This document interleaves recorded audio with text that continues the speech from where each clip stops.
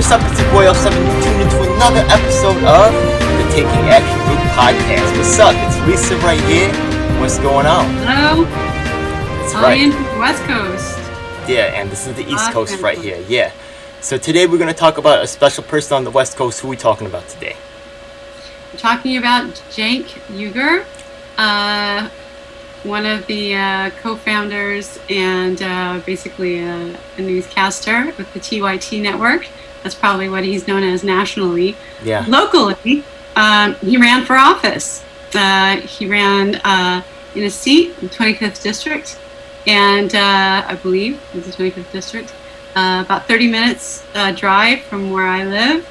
And we're going to talk about his campaign with our new series that we're starting now called "This Is How We Lose: Losses and What We Learn from Them." So we're gonna do a forensic analysis of Cenk's campain. So Cenk had like a lot of good things going for him. He has like I'd say maybe a good amount of a certain amount of name recognition. He doesn't really have like a show on CNN or anything like that, but his show actually is carried on. He used to be on the news channel. I don't know really how well he was known. I don't think he was like as widely spread as like Anderson Cooper or like Tom Jennings or Dan Rather. Like he wasn't on that level. But he also now, like the Young Turks actually is now, like I signed up for Google TV for a little bit for the trial, and they actually have a 24-hour like network on there which is running just like CNN. And I don't know if are they picked up by cable news networks? Are they on cable now? I don't know. I don't know, but how everything, things have really switched from cable to streaming. So yeah, streaming platforms are the new cable, really. And I have watched a couple of his shows recently. I know we did that tier episode, and you guys can check the link up right over there. Yeah, as in terms of like where we ranked the different progressive, news outlets. Oh, we forgot Heartlands Media on that one too. Yeah, but whatever. Let's leave that aside. But the Young Turks actually. They used to be kind of like the dominant or like, probably the number one progressive online news show. And then they kind of fell off a little bit, and I almost felt they were unwatchable towards the end.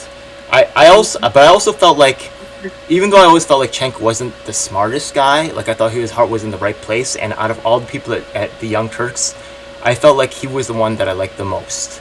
Like I felt like a lot of the other hosts were like, but I always felt like Cenk, like, I didn't always agree with him, but I always felt like he never like lost that sense of decency.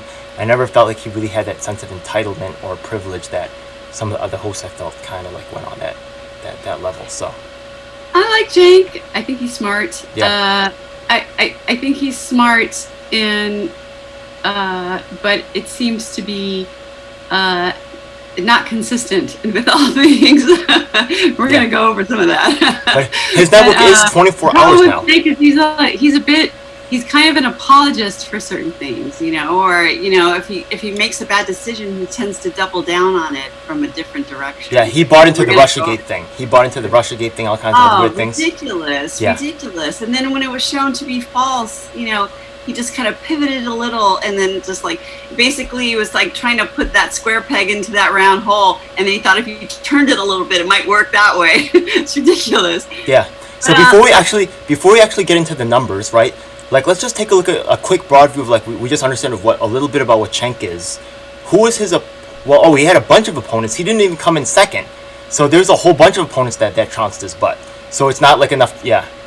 Right. So yeah, okay. Maybe we do gotta look at the numbers to really understand what's going on here, because it was exactly. So let's look and see how he actually came in. Now, Cenk, in the beginning, he out fundraised everyone. Like he had a ton of money coming in from other places, because people wanted to see him basically in Congress.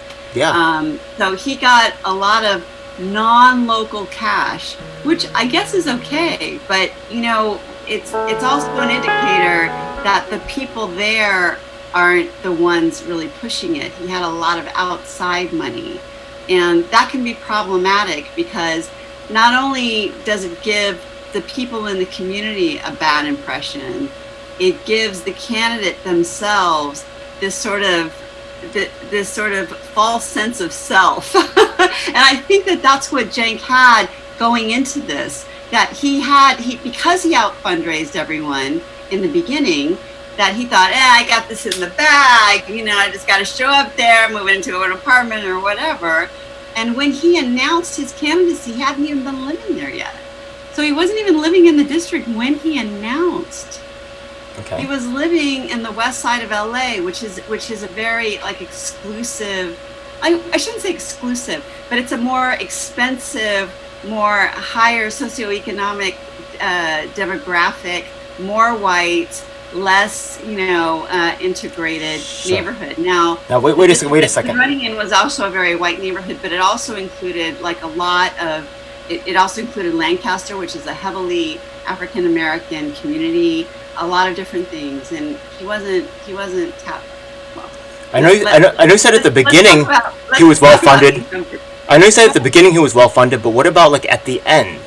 Did he stay on top of the funding, or did he fall behind at some point, or what happened?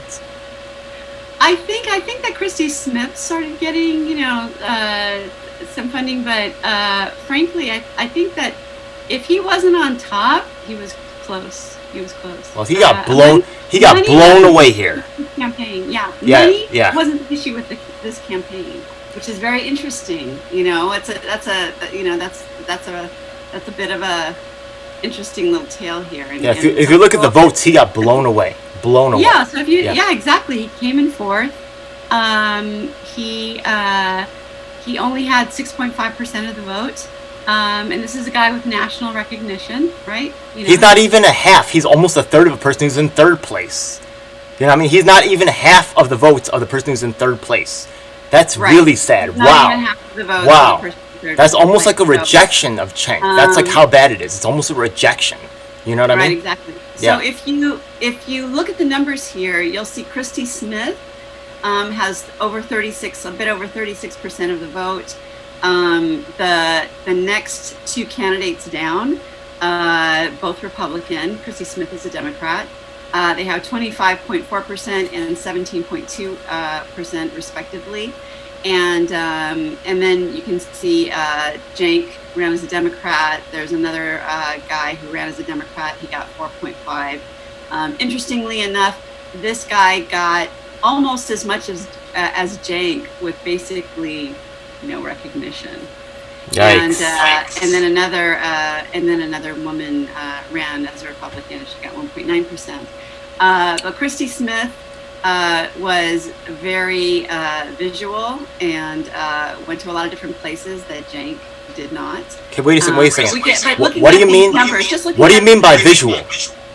Visual, she made a lot of TV ads, or she was in the face of a lot of people. What do you mean visual? She made a lot of personal appearances in different places. And for instance, she was at the Women's March. Okay. And so even though maybe Cenk might have felt uncomfortable, I don't know why he would, because he's very much a women's advocate.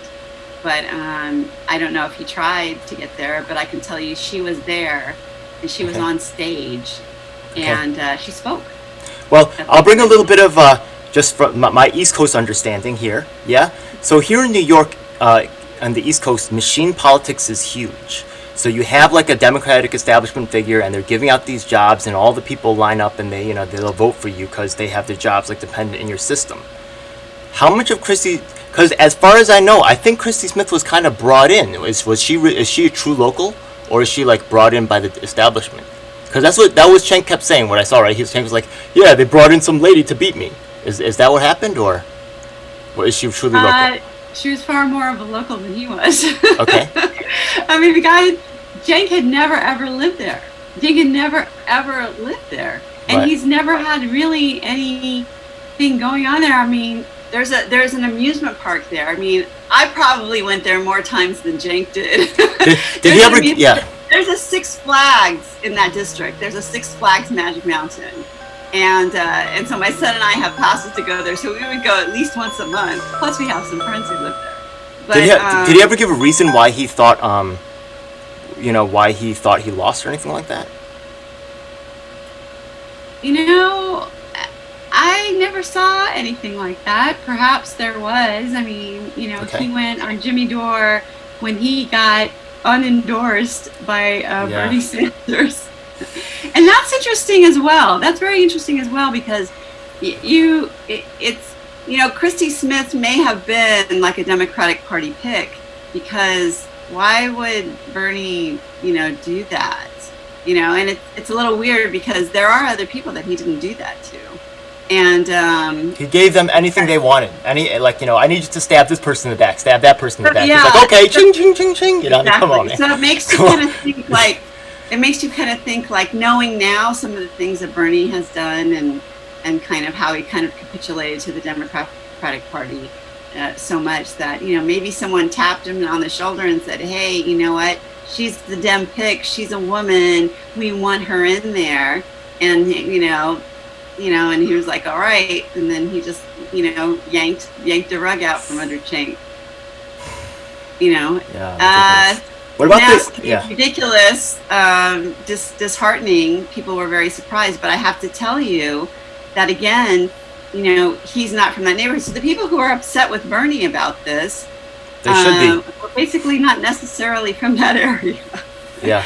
But that area is turning a bit more progressive, because there's a lot of families there, and there's a lot of young people there. There's also, in a certain part of that district, there is a large African American community in Lancaster and in Palmdale. I remember one thing we had talked about before as well was you had mentioned something about the right-leaning, tendency of this district, and how that may have impacted this race. That was something we talked about earlier. How do you think that plays in here? That's the interesting thing, because Cenk used to be a Republican, so he should have been able to kind of handle that. But if you look at the numbers here, you'll notice that who came in number 2, a Republican, with 25.4% of the vote. Who came in number 3, another Republican, with 17.2% of the vote. So we've got, over 40, 42, almost 43% of the vote going to Democrats. And actually, if you count one of the other Republicans in the race, yeah, definitely you have close to 45%. Who's this Mike Garcia guy? Is he also an establishment type candidate?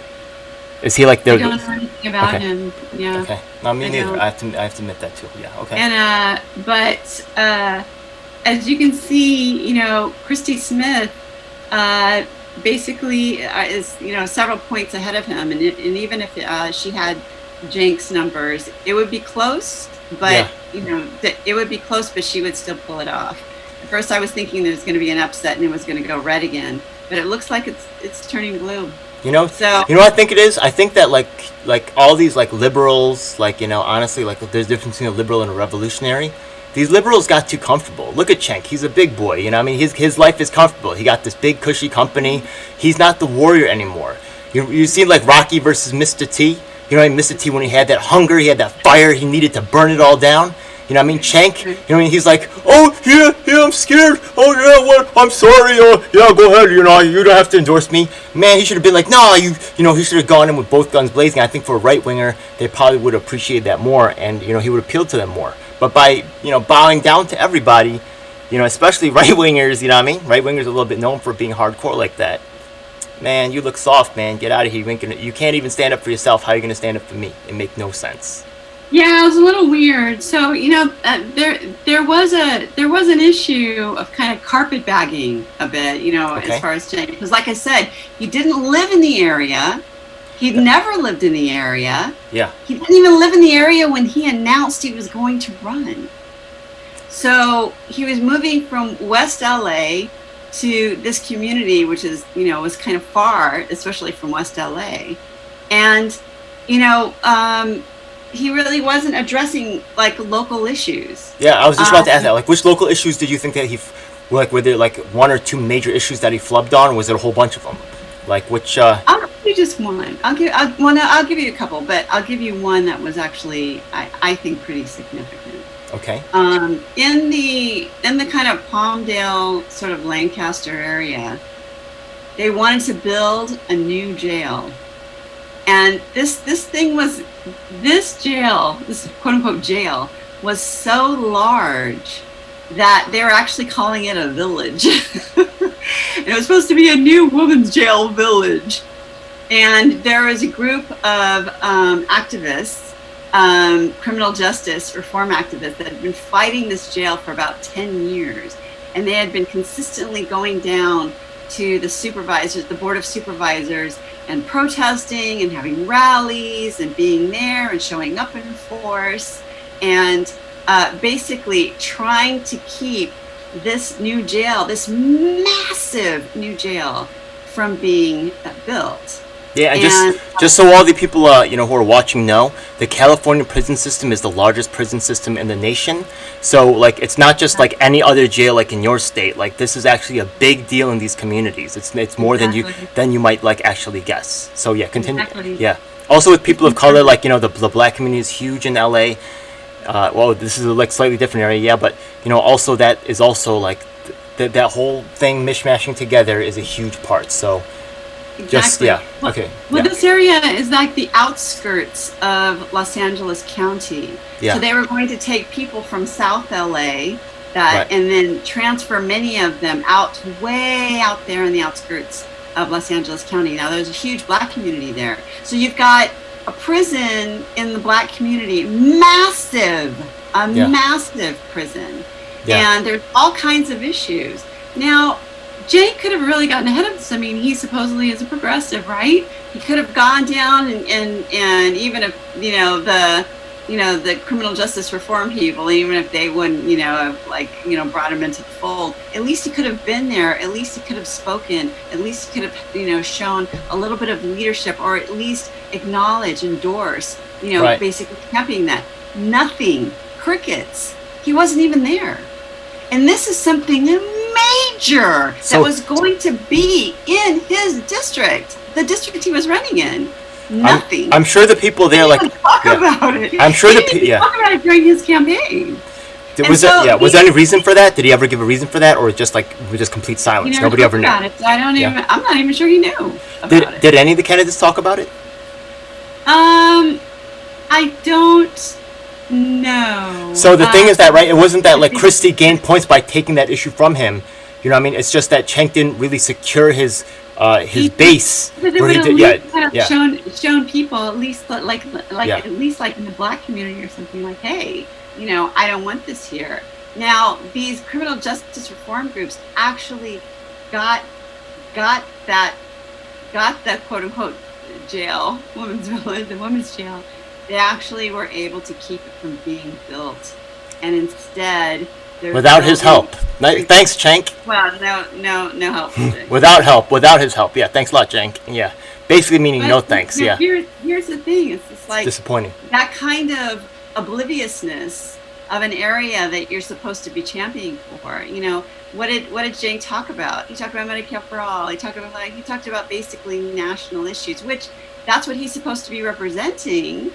Because he's talking about what all the rich people in his other room talk about, like they sit there with a cocktail saying, "Oh, this is how we're going to help the poor people." Exactly. You know what I mean? But the thing is that if you really are poor, if you're in this community, bringing West Side Santa Monica issues, Santa Monica, respectability issues. He was bringing it to this community of, basically, middle class families. Different little, they're kind of like, some of these places are very disparate communities. And here's it impacts more than people. There. Yeah, there's Six Flags there. Yeah, and that Six Flags is everybody from that area. It's everybody's first teenage job. Wait. Might be McDonald's. Before we go on to Six Flags, it's all Magic Mountain. Before we go on to Six Flags, I want to just say how the prison system really impacts the community in so much larger ways than people just really initially imagine. First of all, you got your jobs creation, right, like with your thing. But then the thing is that when the people leave the jail, they need some place to go. But they don't want these people going into the rich communities. So what they'll do is they often have these poor communities set up these contracts where after they are in jail, they actually go into these communities, you know what I mean? And then they have these BS, supposedly, sometimes contracted, affordable housing programs or halfway houses and things like that. And actually, these poor communities that are next to the jails, or sometimes they'll even cart them a long ways away, they find ways for those communities to withdraw the dollars out, or they'll put the dollars in, but those dollars are going in controlled ways to halfway houses or things like that where they can squeeze the money out again anyways. So it's all a big farce. So it's not just like the incarceration of black people. It goes way beyond that. It also goes in community building and planning of those communities outside. So it has reverberating impacts. Like, if you're from these communities and you're a community activist and you understand how, how those how people are incentivized to fill up those they have like those let's suppose that you have affordable housing and you have to fill those houses with affordable housing. So you just grab people from the jails and push them in there. How does it affect the people who are local to that community? It destroys them. You get what I mean? And yeah, so there's a lot of those hidden things going on which people on the ground see. Yeah, but Cenk will never see. Cenk will never see because he'll never live next to a criminal. You know what I mean? Let's be real. He's a millionaire. I live next to criminals. I'm not happy about it. Not happy about it, but that's the reality. That's the reality. Well, that's the thing is that the criminal justice reform folks wanted there to be affordable housing built there instead of it's all connected. A lot of people don't really understand. They just see this little thing here, this little thing over there. You got to get into it deeper. And a lot of people they just read something on Facebook and all of a sudden they think they know something. They only know part of the thing, and knowing sometimes only half of the truth can be just the same as a lie. So you gotta really exactly work harder. Yeah. Exactly. So I just want to explain something for people who might be confused looking at this sort of these ballot results. In California, we have open primaries. So all candidates run all against each other, whether it's Green, Independent, Democrat, Republican. Everyone, it's a free-for-all. Everyone can run against each other in the primary. And so what happens is, if any candidate gets over 50% of the vote, they win. Yeah. But if no one gets pushed past that 50% threshold, then the two top candidates actually go for a runoff in the general. And that's the reason why you see the green check for the first top candidates. Yeah. Because they're the two that are going to go to the runoffs. So now they have to basically start to court all the other people down line and their supporters to endorse them to be able to bring it in, to bring it home. So if you add up the numbers here, you'll see that it's close, but it's it looks like that Christy Smith can pull it off. So you think Christy Smith just showing up at the Women's March, because before that was enough to overcome Cenk's because it's weird, right? Because the thing is that we both come from the Tulsi campaign, and a lot of people said that Tulsi's didn't have the name recognition, but Klobuchar obviously didn't have name recognition before that either. You know what I mean? Mm-hmm. And also remember that Tulsi was short on money, right? But in this case, it wasn't about money, but in Tulsi's campaign supposedly it was. So it's sometimes it seems like we apply one set of rules to one race and another set of rules to another race, and I think that's people are being short-sighted, and they're just grabbing at an easy answer, right? But one thing that also for Cenk, right, when we're talking about us, right, we're talking about street activism, right? I'm talking about understanding the streets and the local what's going on. Yeah, but then local culture. Yeah, it's basically understanding the culture on the ground. Yeah, and there's also a difference to understanding which communities vote and which communities don't. You know what I mean? So the thing is that within my local community, my street hood community, I'll tell you most people are not voting over here. You know what I mean? But then when you take a look at as from the people who do care about where the people with the housing, right, the affordable housing, those landlords do vote, and they are impacted by where those jails, why the jail people drop off their populations. And they are involved with their city councils and all those things. And they do have their own little local machines that they got going for them that could actually keep a Cenk out. You get what I mean? Or who would not throw the support behind Cenk. So, I think it's important to understand, things in other layers. Because, if he goes out to the hood, how many people from the hood actually vote? Not a lot, because they're so used to being disenfranchised. They don't believe that the system will ever do anything for them. So they just don't participate. That's all my buddies. You know what I mean? Well, my street buddies. I have a lot of buddies in different aspects, but yeah. That's an enormous voting block, and if you could just tap into that. And the thing is that that's what I mean about that kind of weird sort of lip service that progressives, like I mean, I get the calculation to an extent, but yeah, there's a lot of armchair progressives do. Yeah, but they have blah blah blah blah blah. But when it comes down to it, they just don't do the work that it takes to connect. And it's and he didn't. He went on a lot of podcasts. He did a lot of like local podcasts and local radio stations. Like, dude, your ass has to go knocking door to door. Yeah, you need to actually start getting out to the people and just look at Biden and Yang. Yang had an incredible online operation, right? Do and still keep your full-time job. Yeah, Yang was ruling Twitter, right? But it doesn't matter, right? In the end, Biden beat him. You know what I mean? Also, I wonder how much about was there there's a lot of supposedly, well, I believe it. There's some election tampering going on, right? Like they said that during the primaries, that the numbers were off from the polling by over 10%, which the UN says is evidence of tampering. Yeah, was there any complaints of tampering or a lot of times sometimes people try to prevent people from voting. You know what I mean? Were there any of those types of issues going on with this election that you heard about? I don't think so, not here. But even if they did, even with 10%, Cenk wouldn't have come anywhere close. Yeah. So yeah. Cenk got it handed to him. Now there are other campaigns. I agree that I believe this election cycle was extremely tampered with. But in this particular instance, Cenk was kind of unknown to this area. As you can see, the second and third biggest candidate, and they got, substantial numbers, definitely double digits, almost, the 20 percentile range, each of them, one almost. Okay. Yeah, so with these numbers, we're talking, so, and it's very narrow, and actually before the candidate that they were replacing, and to give a little bit of background history, that this was kind of a national story, because the woman who was in this position, who had won, she actually had to resign. There was some kind of scandal, and we can go into that. Oh yeah, Katie Hill. Oh my God. Okay, yeah, let's talk about this. Holy crap. Yeah. Yeah. Okay, so yeah, just reintroduce the idea as you throw it up. Yeah. Okay. So you said. So yeah, the last you said. So the last person who was in the position, yeah. So the reason why this actually, the reason why that we're having the election now is that the woman who was in the position before had to resign over a scandal.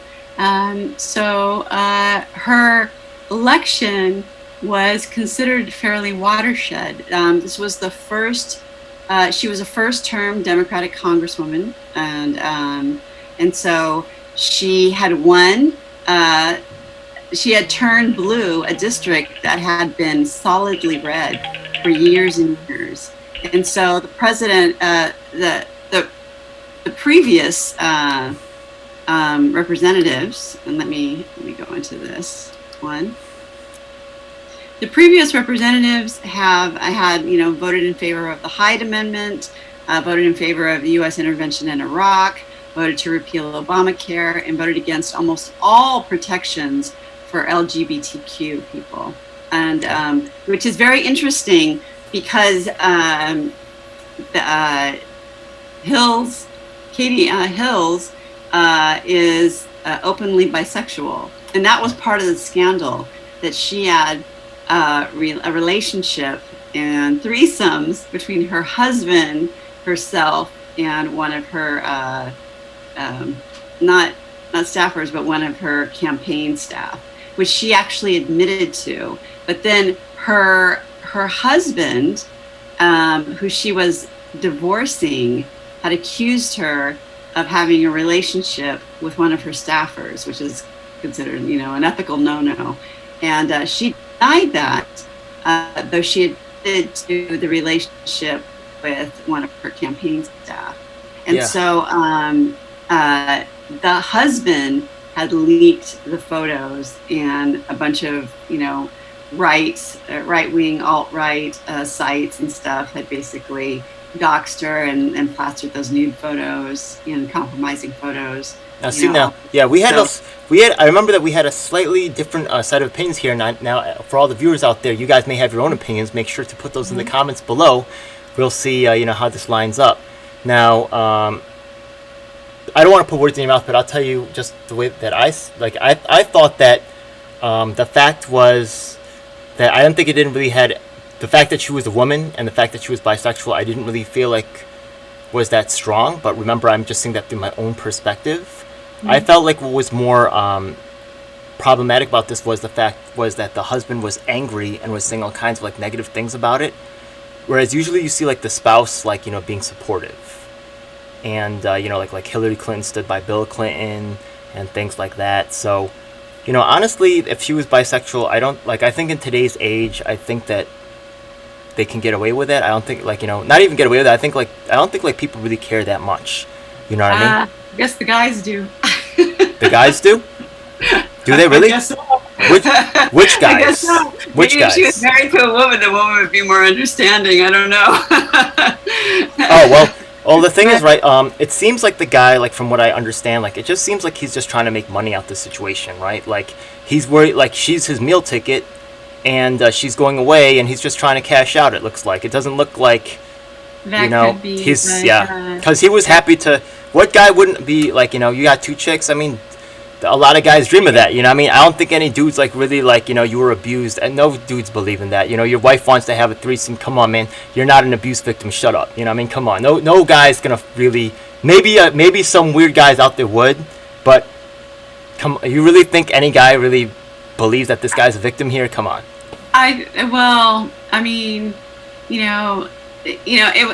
Obviously it was nasty. Obviously it was a nasty divorce. It was turning into a nasty divorce that he would take, nude photos of her and started sending them to basically, nude photos also doesn't help, right? Yeah, because horrible.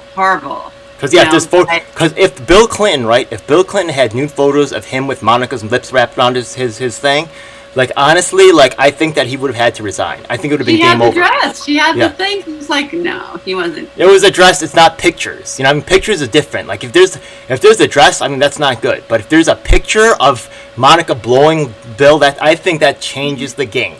For real. Okay? Maybe you don't. Maybe you think the dress is... Maybe back then... What do you guys think? Yeah. Now... Put it in the comments. What do you think? You think a dress with a stain on it is the same as a picture of getting a blowjob in the act? No, I can't see that. You know what I mean? So... But, that's the audience to decide. My personal opinion is she shouldn't have resigned.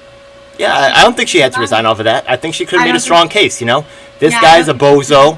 You know what I mean? I gave him the time of his life, and, he should shut up, and, I'm doing good work out here, As difficult as it is to win a campaign and actually get in there and actually do this stuff, I think she should have, like, taken the ethical slap on the wrist. I mean, come on. I never saw those pictures. Have you seen those pictures? Congress has done, please. I haven't seen those pictures yet, though. Have you seen those pictures? An affair is like nothing. And the thing is that he was involved. So it's not like he didn't know. You know what I mean? Have you seen the pictures? I have not seen the pictures. Of having an affair with her staffer, and she's denying it. Have you seen the pictures? She admitted to the other. Have you seen the pictures? I haven't seen the pictures. I don't think there are any pictures of her and the staffer. Because there are some examples of guys whose careers have ended over sexual scandals. It's not like guys always get away with this stuff. You take a look at, what's his name? Anthony Weiner. Elliot Spitzer. Candidates who are being accused of rape.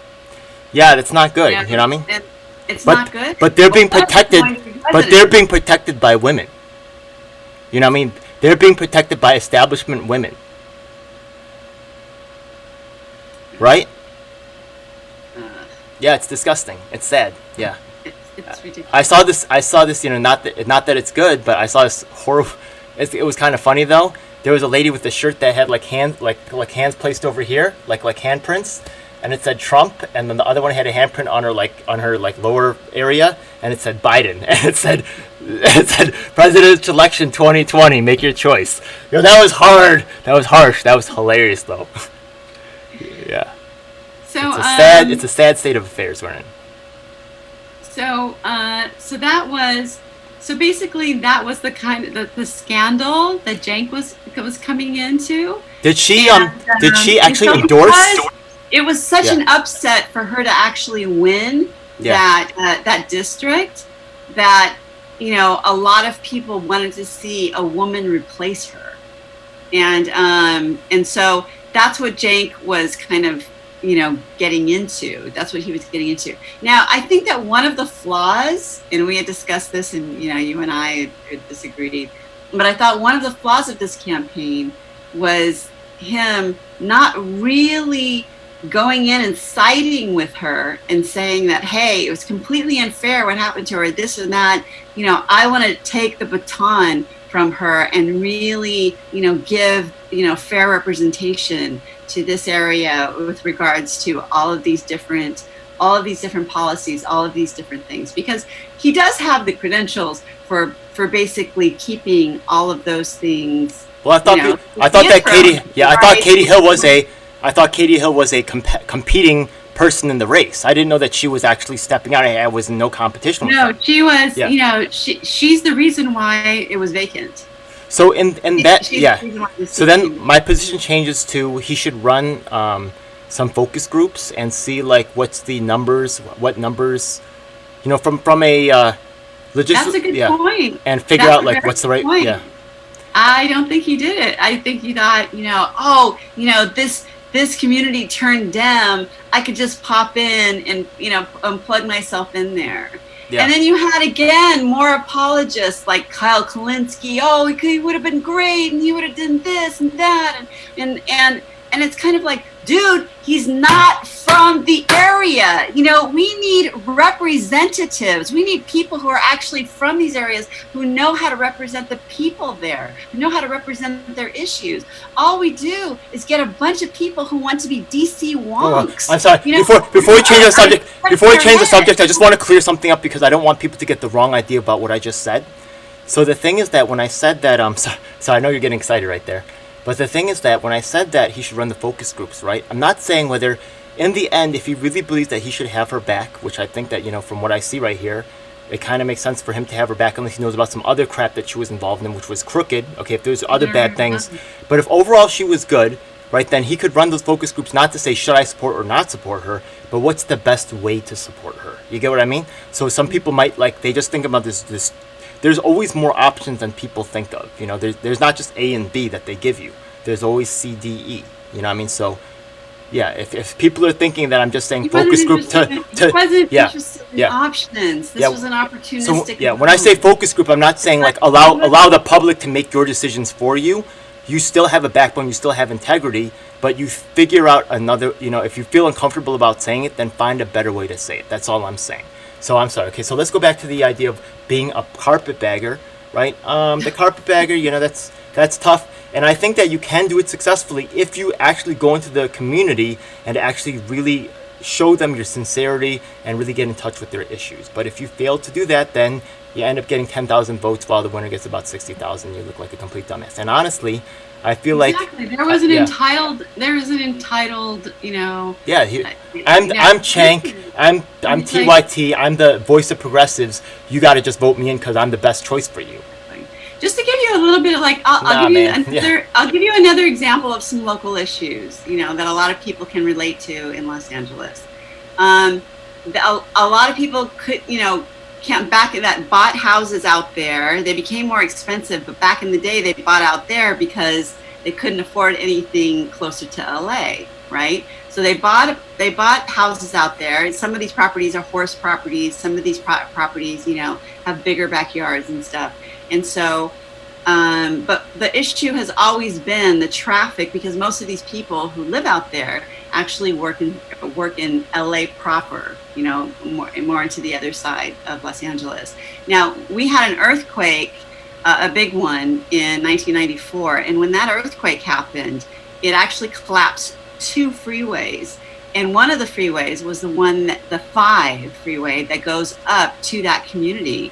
And so to get there, you had to take all these back roads. It took hours and hours and hours. So commuting and the time travel, all of that has always been a huge issue for that community. Yeah. And for all kinds of different reasons. I even know about that, and I'm from New York. Your commute times are legendary. Yeah, right. It's legendary. Yeah. So people can, relate, but that's a big issue, and a lot of them want to hear, like, what are you doing to bring things to make my daily life better? Yeah. What are these issues that you're doing this stuff? Like, yeah, you're sending a representative to Congress, but when you send a representative to Congress, you're representing the issues and the needs that we have locally.